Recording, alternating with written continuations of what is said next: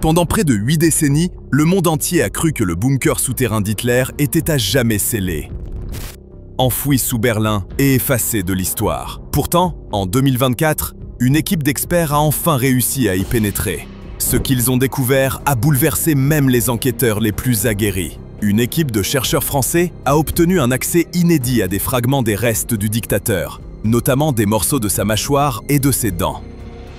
Les murs tenaient encore debout, l'air demeurait toxique. Mais rien ne pouvait préparer ces spécialistes, ni le reste du monde, à ce qu'ils allaient découvrir. Ce qu'ils ont trouvé va très certainement vous choquer. Le bunker sous Berlin, une forteresse ensevelie par le temps. Au début de l'année 1945, Berlin s'effondrait. Les chars soviétiques approchaient, les Alliés bombardaient depuis le ciel, et le puissant Troisième Reich était à genoux. Au milieu de ce chaos, Adolf Hitler avait déjà disparu de la scène publique. Où était-il? Sous terre. Pas au sens figuré, mais littéralement. Il s'était retranché sous la surface de Berlin, caché dans une forteresse de béton construite pour résister plus longtemps que l'empire qu'il savait condamner. Le Führerbunker n'était pas un simple abri. C'était un dernier centre de commandement, un poste de contrôle lourdement fortifié, enfoui sous la chancellerie du Reich.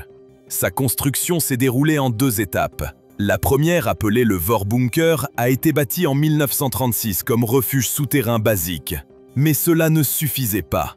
Quand la défaite est devenue probable, Hitler a exigé quelque chose de plus solide, plus profond et totalement à l'épreuve des bombes. La seconde phase a commencé en 1943. Ce chantier nécessitait rapidité, secret et obéissance absolue. Des milliers de tonnes de béton ont été coulées par des travailleurs forcés, dont des prisonniers de guerre soviétiques et des détenus politiques venus des camps voisins. Beaucoup y ont laissé leur vie, dans des conditions inhumaines. La nourriture manquait, les coups pleuvaient, et les gardes abattaient ceux qui ralentissaient ou s'effondraient. Hitler visitait rarement le chantier, mais lorsqu'il le faisait, sa colère explosait. Des ingénieurs se souviennent de ses cris à cause de problèmes de ventilation, hurlant que le bunker devait être assez solide pour défier l'apocalypse. En découvrant qu'un mur était plus mince que prévu, il aurait frappé les plans du poing et menacé d'exécuter l'ingénieur en chef si l'erreur n'était pas corrigée. Le plan final dépassait toutes les normes de sécurité. Le Führerbunker était enfoui à plus de 8 mètres de profondeur, avec des murs et plafonds en béton armé de plus de 3,50 m d'épaisseur. Il pouvait résister à un bombardement direct. Ces 18 pièces formaient un dédale de couloirs étroits, fermés par des portes d'acier. Il abritait des générateurs électriques, des pompes à eau, des réserves de carburant diesel, des toilettes chimiques et un système de filtration d'air en cas d'attaque au gaz. Les quartiers privés d'Hitler comportaient une sortie de secours, un bureau et une salle de bain personnelle. Les murs étaient recouverts d'un épais plâtre pour atténuer l'écho. Pas de fenêtres, pas de lumière naturelle. Juste la survie, froide et close. Une fois terminé, le bunker devint le dernier centre nerveux d'un empire en ruine. Hitler s'y installa définitivement en janvier 1945. Avec lui, Joseph Goebbels, Martin Bormann, Eva Braun, plusieurs gardes SS et un petit groupe de secrétaires et d'assistants. Hitler donnait des ordres insensés à des divisions qui n'existaient plus. Il hurlait sur ses généraux. Il refusait de voir la réalité. Tout s'écroulait. Mais sous terre, il essayait encore de tout contrôler, comme si rien n'avait changé. En avril 1945, quelques jours avant l'arrivée des Soviétiques à Berlin, Hitler dicta son dernier testament. Il épousa Eva Braun lors d'une brève cérémonie nocturne. Le 30 avril, ils mirent fin à leur jour.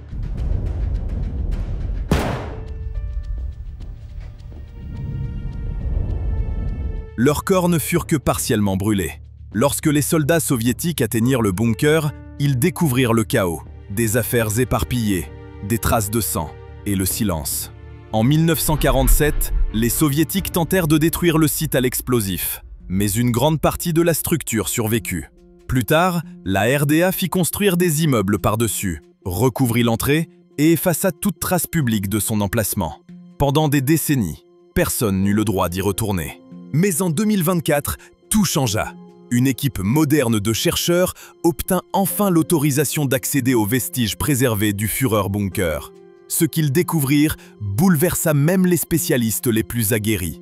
Mais alors que le monde cherchait à oublier, le bunker, lui, est resté. Qu'y a-t-il exactement sous Berlin?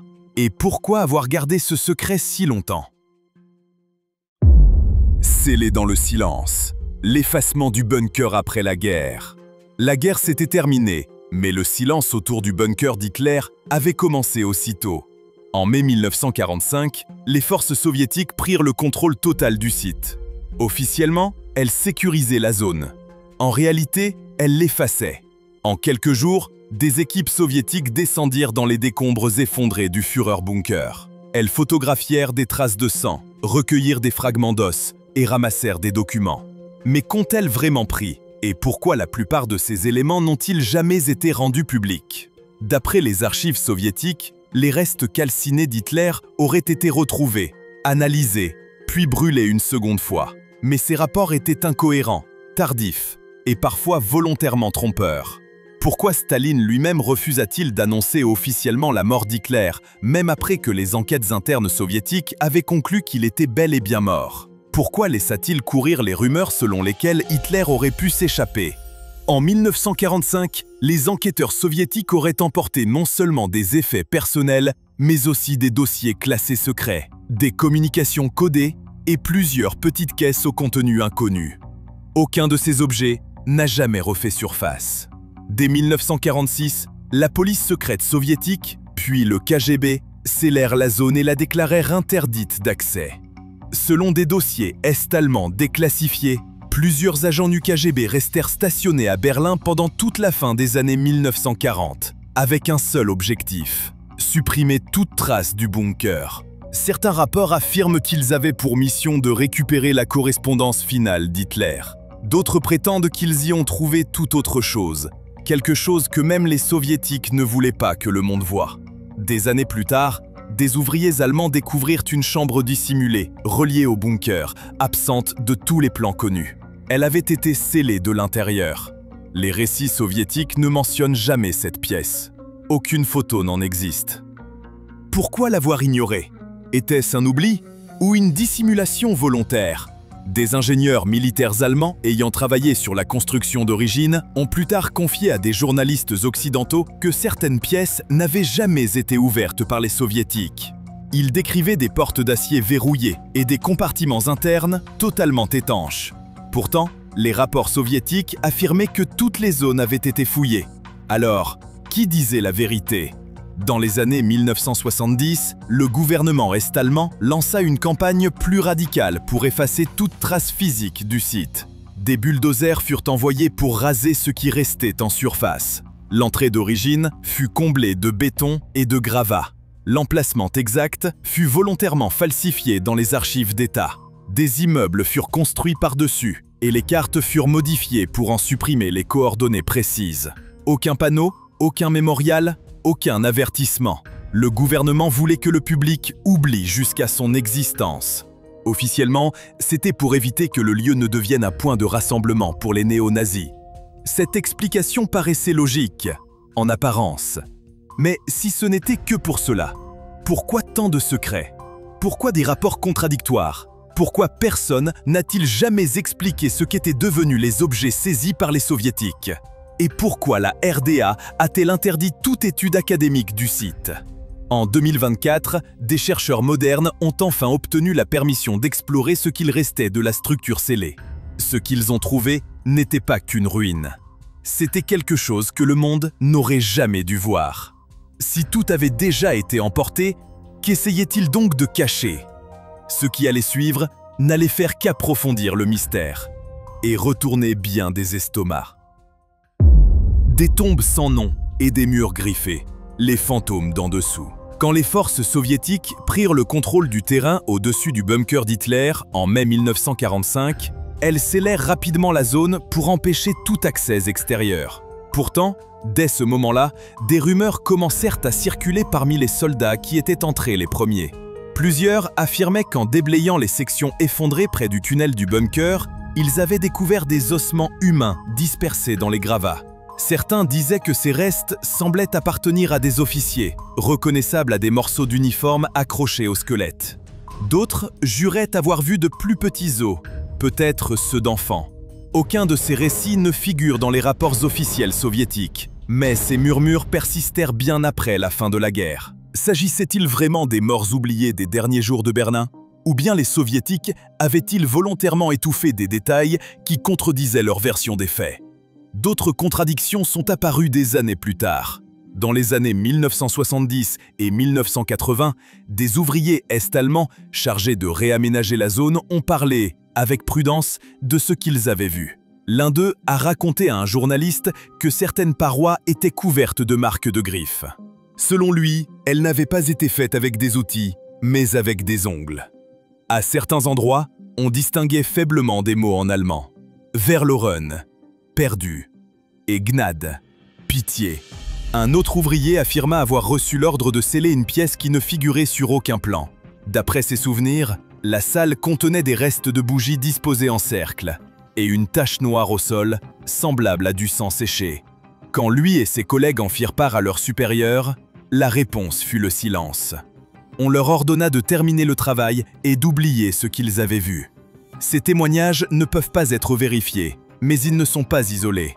Plusieurs habitants de Berlin-Est, vivant près du site, ont raconté avoir entendu des bruits étranges venus du sous-sol au fil des années. Certains parlaient de voix étouffées, d'autres disaient avoir entendu des cris remonter à travers le bitume, la nuit. Les autorités balayaient ces histoires d'un revers de main, les qualifiant de superstitions. Pourtant, ceux qui vivaient là évitaient de passer trop près. Même aujourd'hui, certains Berlinois âgés affirment que le sol semble lourd, comme si ce qui s'était passé là-dessous n'avait jamais vraiment pris fin. Des historiens et des psychologues ayant étudié ces récits y ont vu le reflet de la peur et du désespoir qui paralysaient la ville en 1945. L'un d'eux a décrit le bunker comme un puits psychologique, un lieu où la folie finale du régime s'était littéralement imprimée dans les murs. Que les griffures, les ossements et la chambre cachée soient réels ou inventés, le simple fait que tant de gens y aient cru a donné au bunker une aura de terreur qui n'a jamais disparu. Ces histoires, murmurées pendant des décennies, ont fini par nourrir la légende du bunker. Des fragments de mémoire laissant entendre que quelque chose d'encore plus sombre avait été scellé sous Berlin. Et c'est précisément ces rumeurs qui, des décennies plus tard, ont poussé des experts modernes à exiger d'entrer pour chercher les réponses que l'histoire officielle avait toujours évitées. Alors que la tension montait et que la pression se faisait plus forte, les équipes finirent par s'enfoncer dans le silence obscur. Et ce qu'elles y trouvèrent dépassa tout ce qu'elles imaginaient. Première entrée en 79 ans, une descente dans l'histoire en décomposition. Tout a commencé par un trou, à peine assez large pour y faire passer un drone. L'équipe d'exploration avait repéré un puits d'accès partiellement effondré, sous un trottoir fissuré, près de l'ancien site de la chancellerie du Reich. Après des mois de négociations et de préparation, ils avaient enfin obtenu l'autorisation d'y entrer. Mais pas tout de suite. L'air à l'intérieur n'avait pas circulé depuis près de 8 décennies. Avant qu'un seul humain ne franchisse le seuil, ils envoyèrent un robot équipé d'une caméra 4K, de capteurs thermiques et de détecteurs chimiques. En quelques minutes, l'appareil confirma les pires craintes. L'endroit était structurellement instable. L'atmosphère toxique. Et pourtant, l'équipe décida d'avancer. Une fois le passage consolidé et ventilé, le premier groupe d'experts pénétra à pied dans le Führer Bunker. Même avec des combinaisons de protection et des appareils respiratoires, l'expérience fut étouffante. L'odeur les frappa aussitôt. La moisissure recouvrait presque toutes les surfaces. Les murs étaient humides au toucher. Des poutres s'étaient effondrées dans plusieurs couloirs, obligeant les membres de l'équipe à ramper par endroits. Des flaques d'eau stagnantes s'étaient formées au sol. La température était anormalement basse. On aurait dit que le bâtiment s'était scellé dans sa propre décomposition. Puis ils atteignirent les chambres préservées. Ce qu'ils y virent fut bien pire. Certaines pièces semblaient figées dans le temps, exactement comme en avril 1945. Des lits de camp à armature métallique étaient toujours en place. Une table fissurée portait encore des ustensiles rouillés et ce qui ressemblait à une boîte de rations fossilisée. Sur un mur, une carte de Berlin pendait en lambeaux, décolorée, décollée, mais encore reconnaissable. Dans un coin des quartiers personnels d'Hitler, l'équipe découvrit un simple lit de camp recouvert d'une vieille couverture en laine. Le tissu était assombri par ce qui semblait être une tache de sang séchée près de l'appui-tête. Le drap, lui, n'avait pas été touché. La qualité de l'air était si dangereuse que les chercheurs devaient se relayer toutes les 15 minutes. Le taux de spore dépassait 10 fois les niveaux de sécurité. Des résidus chimiques, dans certaines zones, laissaient penser à la présence persistante d'explosifs ou de poisons. Le sol était instable dans plusieurs pièces, et ailleurs, les murs commençaient à s'effondrer vers l'intérieur. Mais rien de tout cela n'arrêta la documentation. Chaque pièce fut photographiée, chaque objet répertorié, chaque centimètre du lieu scanné et enregistré. L'impact émotionnel fut immédiat.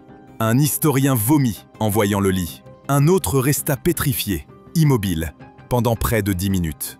Un ingénieur en structure s'effondra en larmes après avoir rampé dans un étroit couloir et débouché dans la salle des communications, la décrivant comme une descente vers la mort. D'autres dirent que le silence était insupportable, comme si le bâtiment écoutait encore. Est-ce cela, ce que le mal laisse derrière lui? Un espace figé dans son propre échec, trop obstiné pour disparaître complètement. Et pourtant, ces horreurs n'étaient qu'en surface. Ce qui se cachait plus profondément dans le Führerbunker allait bouleverser jusqu'aux historiens les plus aguerris. À l'intérieur du bunker, ce qu'ils ont trouvé va vous bouleverser. Lorsque l'équipe atteignit les pièces les plus profondes du Führerbunker, elle fut frappée par un calme troublant, presque calculé. Ce n'étaient pas seulement les derniers vestiges physiques du régime nazi, c'était le dernier lieu qu'Adolf Hitler avait contrôlé de sa propre main.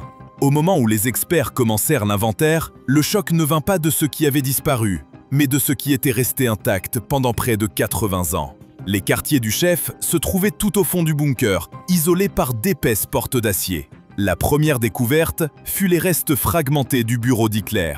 Sa surface avait été brisée, sans doute à cause d'un effondrement ou d'une onde de choc. Mais certaines parties restaient reconnaissables, notamment un tiroir fendu contenant des morceaux de papier brûlés.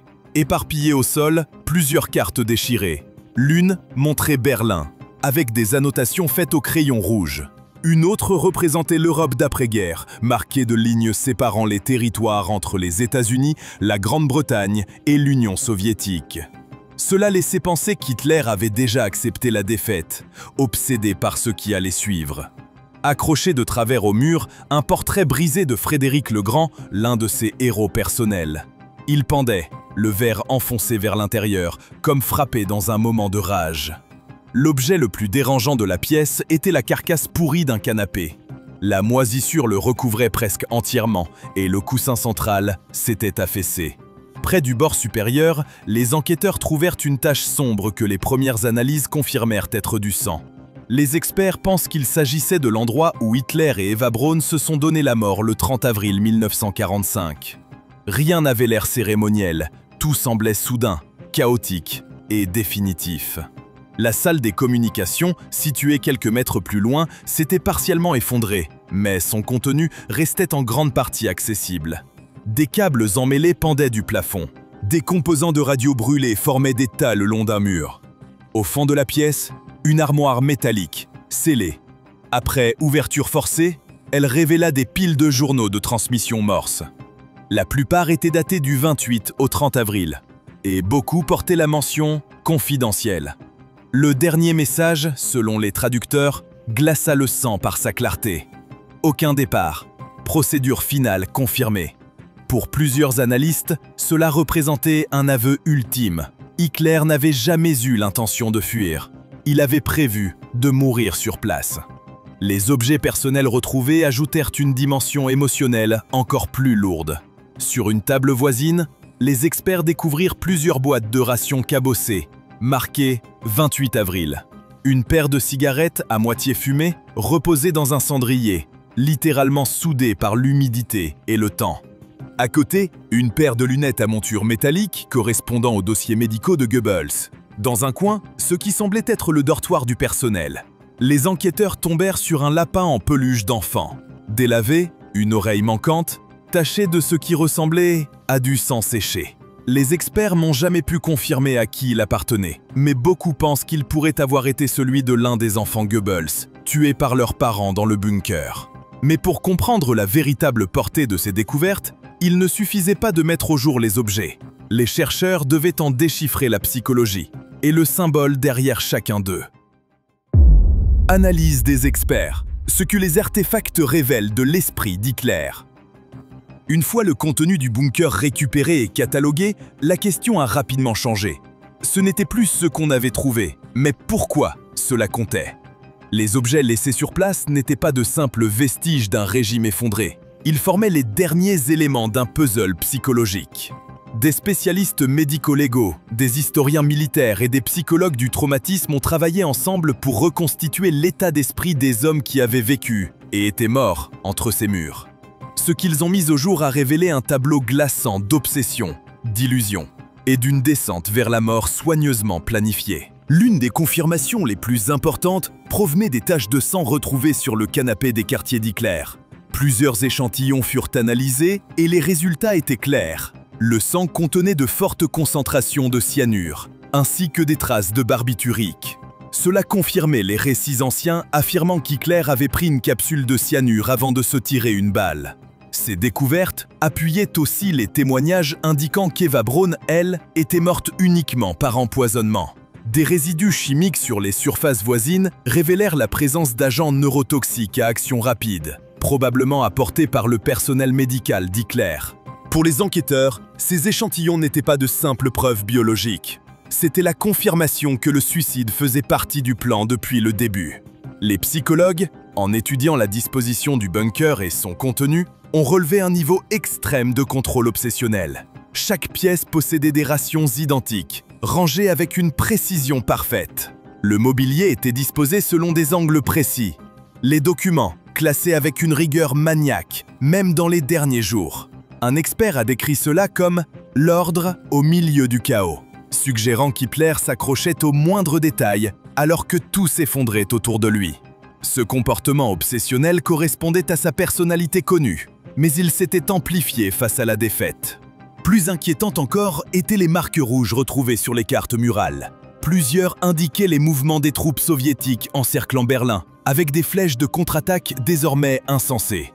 Dans la marge de l'une de ces cartes, les analystes ont découvert une écriture identifiée comme étant celle d'Hitler. On pouvait y lire « Sie werden nicht überleben » « Ils ne survivront pas ». Ces mots étaient inscrits près du symbole représentant le centre de Berlin. Était-ce un message destiné aux Alliés ou à son propre peuple? Quoi qu'il en soit, cela révélait un dirigeant qui continuait à livrer des batailles déjà perdues. L'analyse psychologique prit un tour encore plus sombre quand les experts étudièrent les notes et annotations de la dernière semaine. On y trouvait des signes croissants de fixation religieuse. Dans ce qui semblait être son écriture, certaines phrases comparaient l'effondrement de l'Allemagne à une punition divine. D'autres faisaient référence à une purification finale, des mots qui rappelaient ses anciens discours idéologiques, mais qui sonnaient désormais comme des versets fatalistes. Un analyste parla de délire messianique, suggérant qu'Hitler se voyait comme un martyr devant tomber avec sa nation. Les documents les plus terrifiants venaient sans doute de pages attribuées à Joseph Goebbels. Ces notes manuscrites décrivaient la décision de tuer ses 6 enfants, non comme un acte de peur, mais comme une forme de pitié dévoyée. On y lisait « Ils ne vivront jamais sous la vengeance juive ». L'écriture fut authentifiée et le sens glaçant de clarté. Ces révélations auraient dû mettre fin à toutes les spéculations, mais au contraire, elles ont rouvert la porte à l'un des mythes et complots les plus persistants.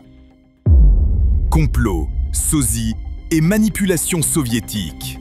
Les preuves recueillies dans le bunker auraient dû clore à jamais le chapitre des derniers instants d'Adolf Hitler. Les cartes, les journaux de transmission, les restes retrouvés, tout pointait vers une seule conclusion. Hitler est mort dans ce bunker. Mais l'histoire, elle, ne s'est pas arrêtée là. En réalité, elle ne faisait que commencer. Dès le moment où les Soviétiques ont pris le contrôle du site, en 1945, ils ont semé les graines de la confusion. Au lieu de confirmer la mort d'Hitler aux Alliés et au reste du monde, Staline a personnellement laissé entendre qu'il aurait pu s'échapper. Et cette affirmation ne fut pas faite en secret. Il l'a directement suggéré au président américain Harry Truman et au premier ministre britannique Winston Churchill. Pourquoi le dirigeant de l'Union soviétique aurait-il refusé de reconnaître ce que ses propres enquêteurs savaient déjà? Dès la mi-1945, les troupes soviétiques avaient pourtant retrouvé des restes partiels attribués à Hitler, dont des fragments de crâne et des preuves dentaires. Et pourtant, rien de tout cela ne fut rendu public. Au contraire, les médias soviétiques commencèrent à diffuser des histoires affirmant qu'Hitler s'était enfui en Espagne, en Argentine, voire au Japon. La propagande d'État insinuait qu'il s'était échappé par des tunnels souterrains ou à bord d'un avion secret. Ces fausses pistes se propagèrent rapidement. Les services de renseignement occidentaux furent inondés de signalements venus du monde entier. Certains affirmaient qu'il vivait en Amérique du Sud sous une nouvelle identité. D'autres prétendaient qu'il avait subi une chirurgie du visage et s'était réfugié en Asie. Le silence soviétique permit à ces théories de s'enraciner. Dans les années 1950, l'idée qu'Hitler avait utilisé un sosie pour simuler sa mort devint largement répandue. Plusieurs témoins près du bunker affirmèrent que le corps vu brûler n'était pas le sien. D'autres décrivirent un homme qui lui ressemblait, mais avec des traits différents.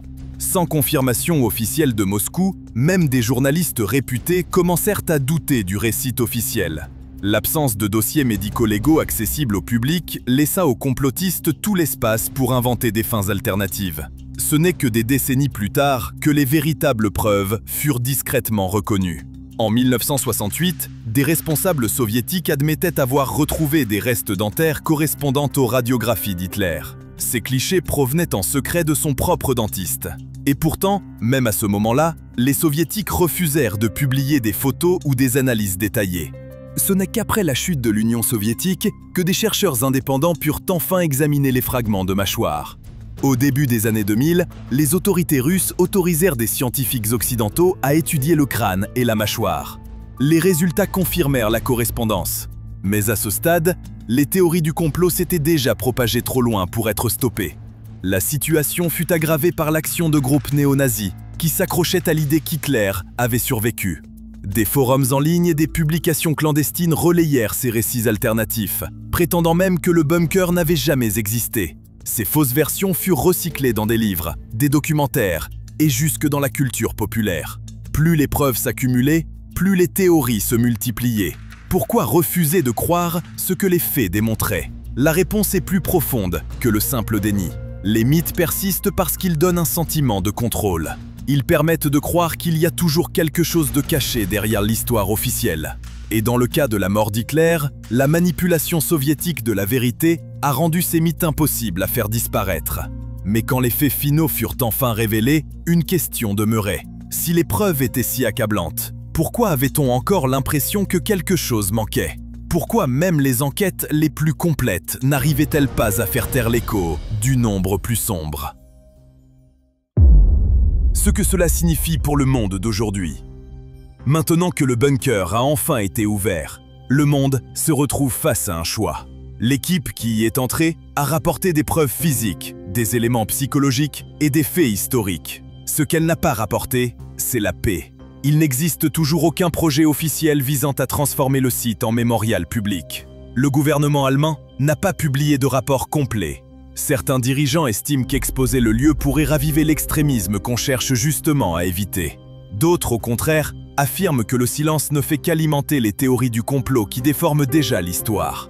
Les pièces mises au jour, les documents tachés, les objets personnels préservés sont devenus bien plus que de simples preuves historiques. Ce sont désormais des points de tension politique. Les historiens ayant participé aux fouilles affirment que le bunker ne doit pas rester dans l'oubli.